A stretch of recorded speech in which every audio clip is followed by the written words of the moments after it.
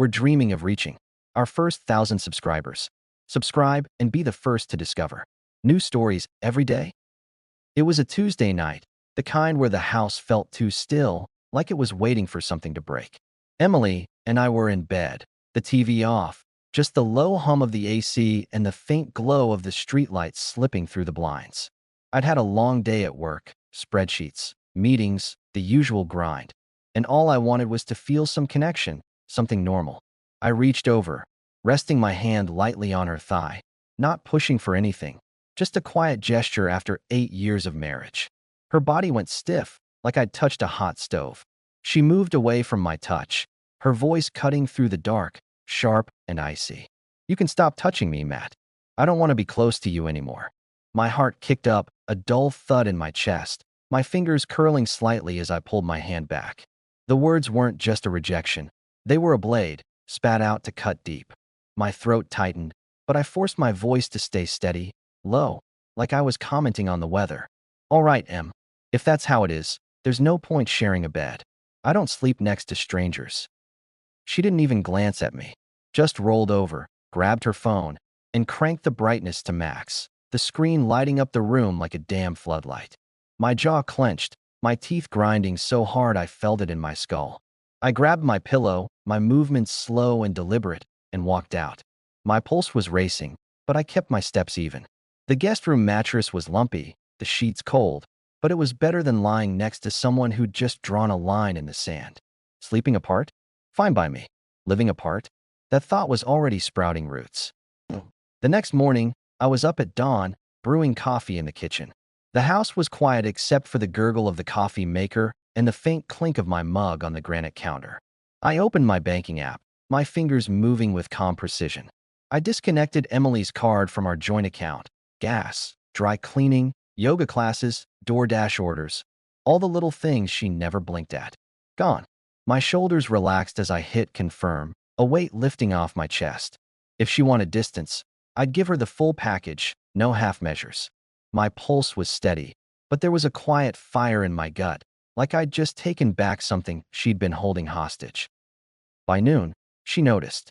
I was in the living room, parked on the couch with my laptop, answering work emails, when she stormed in, her purse slamming onto the floor with a thud. The fridge door banged shut, and she spun around, her voice dripping with venom. "Are you fucking serious, Matt? My card got declined at yoga. In front of the whole class. What the hell is this?"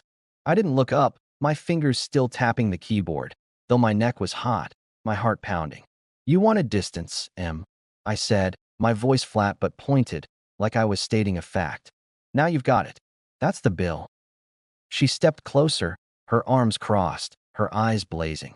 "This is so petty," she snapped, her voice loud, mocking, like she was trying to shame me into crumbling. "You think this makes you look like some big man?" Cutting me off like I'm a kid, I leaned back, finally meeting her gaze, my lips twitching into a half smile that I knew would sting. "Nah, Em. It just means I'm done carrying your weight." My voice was low, controlled, but every word was a dart. "You said I'm a stranger. Strangers don't get free rides." Her face froze, her mouth half open, no comeback ready. She huffed, her hands balling into fists. "You're pathetic," she spat, her voice shaking with rage. "You're doing this to punish me." I chuckled, dry and sharp, leaning forward slightly. "Punish you? No. I'm just done being your ATM." I paused, letting the words sink in, my eyes locked on hers. "You drew the line, Em. I'm just standing on my side of it." She stepped closer, her voice dropping, trying to sound wounded. "You're making this about money, Matt. It's not about that, and you know it." Her tone softened, like she was flipping to a new script, playing the victim now. I tilted my head, my smile tight. "Then what's it about, Em? Go ahead, tell me." My voice was calm, but my heart was racing, a mix of anger and satisfaction. "Because last I checked, you're the one who said you don't want me near you. So I'm respecting that." Her lips pressed tight, her cheeks flushing red. She opened her mouth, then closed it, her hands trembling.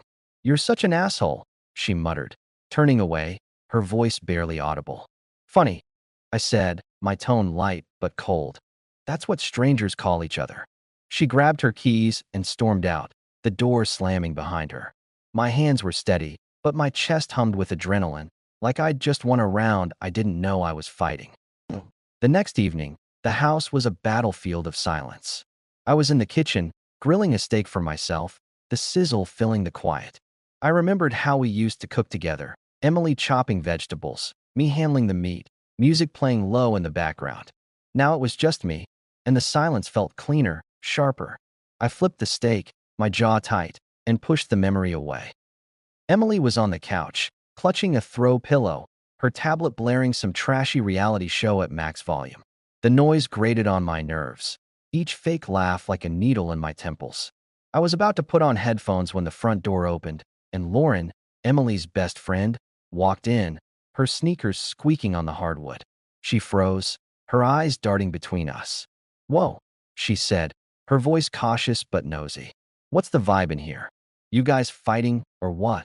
Emily sat up, tossing her hair back, her voice loud and theatrical. "Oh, Matt's just decided that if I don't want him near me, he gets to cut me off financially. Real classy, right? He's basically holding his wallet over my head like some kind of power trip." I set the spatula down, my fingers tingling with irritation, and walked into the living room, wiping my hands on a dish towel. "You're mixing things up, Em," I said, my voice steady but sharp, locking eyes with her. "This isn't about control. It's me done bankrolling your lifestyle. You want to be roommates? Fine. Roommates split the bills." Emily's face flushed, her mouth working like she was scrambling for a comeback. "You're twisting this," she snapped, her voice rising, her hands gesturing wildly. "You're making it sound like I'm some gold digger, when all I did was ask for space." I leaned against the wall, crossing my arms, my posture relaxed, but my gaze unflinching. "Space," I said, my tone dry, almost amused. "You didn't ask for space, Em. You said you don't want me near you. Strangers don't get to swipe my card at Nordstrom." I paused, letting the words land, my lips twitching into a smirk. "You want to play independent? Play it all the way." Lauren coughed, her eyes wide, trying to play peacemaker. "Okay, guys, maybe just take a breather." "No need." I cut in, my voice light but firm, my eyes still on Emily. She set the terms. "I'm just honoring them." Emily leaned forward, her voice dropping, trying to sound hurt now, her eyes glistening. "You're acting like I'm the bad guy here, Matt. I just needed time, and you're blowing this out of proportion." I tilted my head, my smile cold. "Time's free, Em. My money's not." I turned back to the kitchen, my heart racing but my steps steady. "Dinner's almost ready. You want some, Lauren?" I called over my shoulder, my tone casual, like the conversation was over. Lauren hesitated, then mumbled, No, I'm good." I caught her hiding a smirk as she glanced at Emily, who was silent, her tablet still blaring. My steak smelled damn good, and I felt a quiet thrill. Round two, mine. The next morning, I was driving to work, the radio off, the hum of the engine filling the car. For the first time in months, I'd slept through the night, no tossing or turning, no waking up to Emily's phone glowing at 3 a.m. My hands were steady on the wheel, my breathing even. I caught myself smiling, just a little. Life was starting to feel like mine again. At the office, the gossip had started to spread. I was in the break room, grabbing a soda, when Sarah, one of Emily's friends from the neighborhood, approached me. She worked in HR and had a knack for sticking her nose where it didn't belong. "Matt," she said, her voice dripping with fake concern, "I heard about you and Emily. Cutting her off like that? That's pretty harsh, don't you think?" I cracked open the can, the hiss loud in the quiet room. My jaw tightened, but I kept my tone casual, my eyes on her. "Harsh is telling your husband he's a stranger and expecting him to keep paying for your yoga classes," I said, my voice low but firm. "You want to play marriage counselor, Sarah? Start with her." She flinched, her cheeks pink, her mouth opening and closing. "I just think you could talk it out," she mumbled, her voice faltering, her hands fidgeting with her coffee cup. "No need," I said, taking a sip of my soda, my gaze steady. She said what she said. I heard her loud and clear. My heart was racing, but my voice was calm, my shoulders relaxed. Sarah backed off, muttering something about a meeting, and I felt a quiet thrill. Another jab dodged, another point scored. Later that day, my buddy Jake cornered me in the cafeteria, his tray loaded with pizza.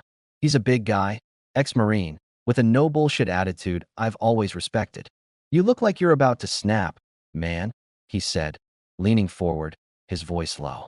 What's going on with you and Em? I took a bite of my sandwich, my jaw working as I chewed, my throat dry. She told me she's done with me as a husband, I said, keeping my tone even. So I cut her off the joint account. Now she's acting like I'm the bad guy for not rolling over. Jake whistled, shaking his head, his grin sharp. Damn, Matt, that's cold. But I get it. She's been running the show too long. You're just showing her what happens when you push someone too far.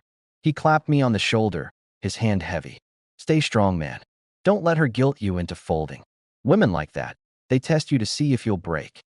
His words hit like a shot of adrenaline, grounding me.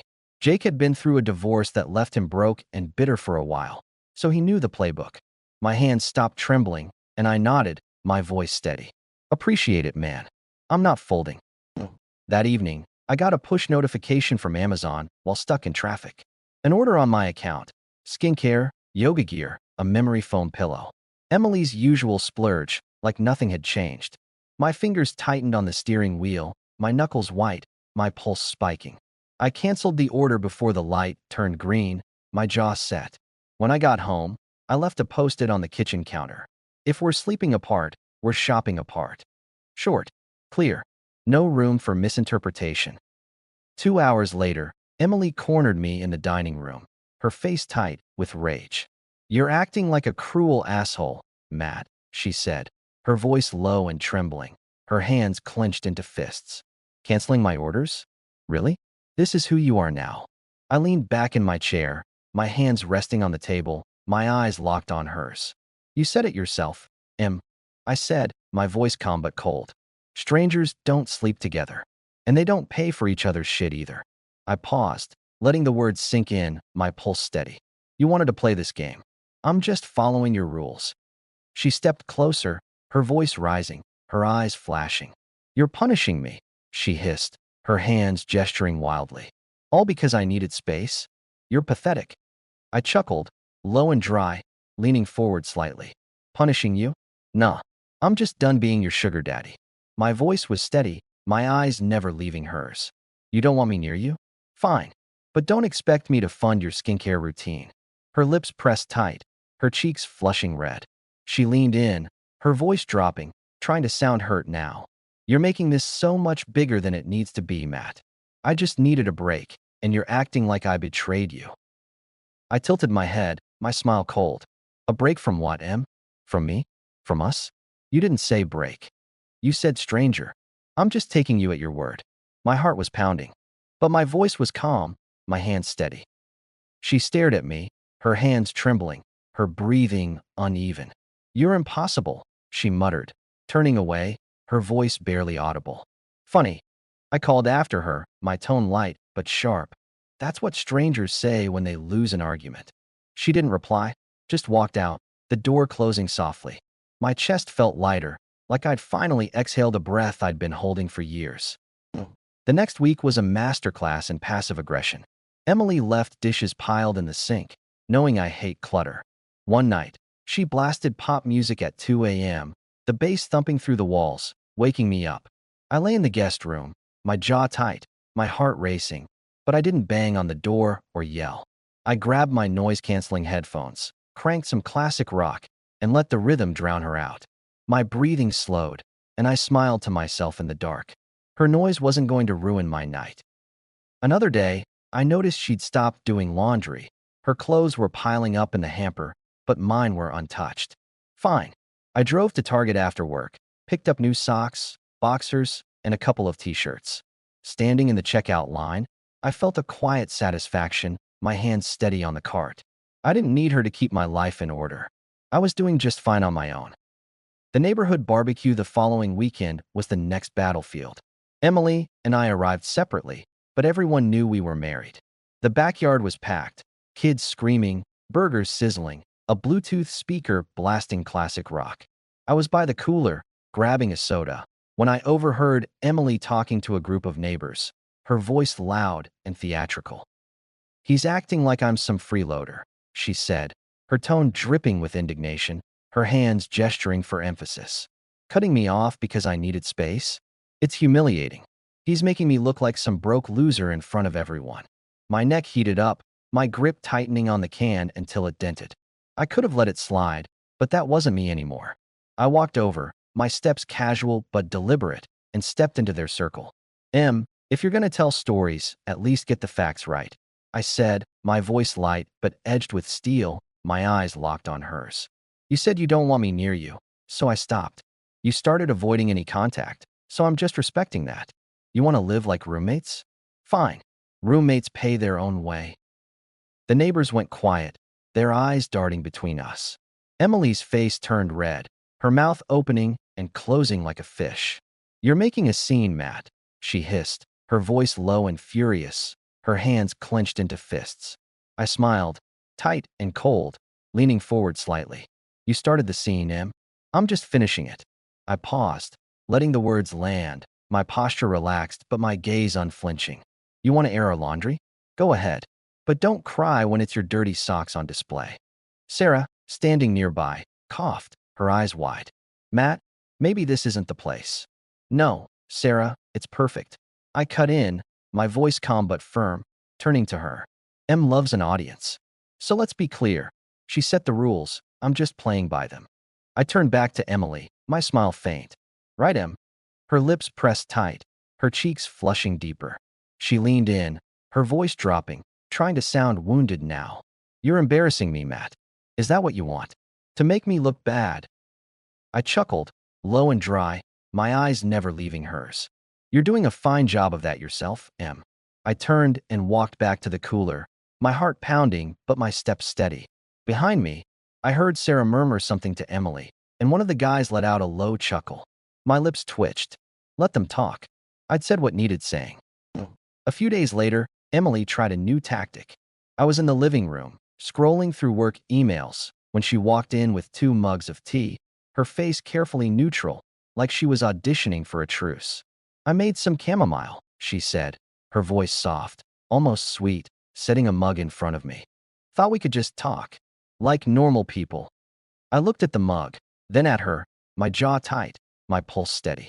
I'm not playing amnesia, Em, I said, my voice calm but cold, pushing the mug back toward her. You don't get to say I'm a stranger, then act like we're all good over a cup of tea. Her face faltered, her hands trembling slightly. Matt, I'm trying here, she said, her voice rising, a hint of frustration breaking through. Can't we just move past this? I leaned back, my arms crossed, my eyes locked on hers. Move past what? You telling me I'm nothing to you? Or you expecting me to keep paying for your life? My tone was even, but every word was deliberate. You don't get to erase what you said. I heard you, and I'm not forgetting. She stared at me, her lips pressed tight, her breathing uneven.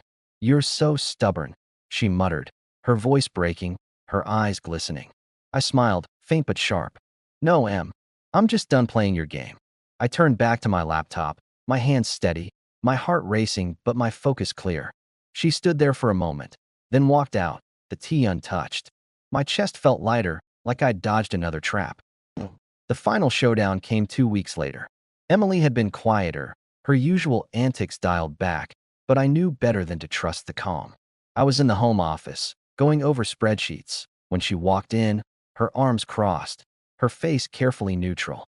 We need to talk, Matt, she said, her voice steady but with a hint of something softer, like she was trying a new angle. I leaned back in my chair, my hands clasped behind my head, my eyes on hers. Go ahead, I said, my tone even, my pulse steady. My gut told me this was her last play. She sat across from me, her fingers fidgeting with her sleeve, her eyes avoiding mine. You're taking this too far, she said, her voice low, almost pleading. Cutting me off, canceling my orders, it's cruel. We're married. This isn't how you treat someone you love. My chest tightened, but I kept it locked down. Love's a two-way street. Em, I said, my voice calm but firm, leaning forward slightly. You don't get to shut me out, call me a stranger, and then expect me to keep funding your life. You became distant even at night, so I'm respecting that. You wanted space? You've got it. But don't cry foul when it comes with a price. Her eyes glistened, her lips trembling. You're acting like I'm the enemy, she said, her voice breaking, her hands clenching the edge of the desk. I just needed time to figure things out. I didn't mean for it to go this far.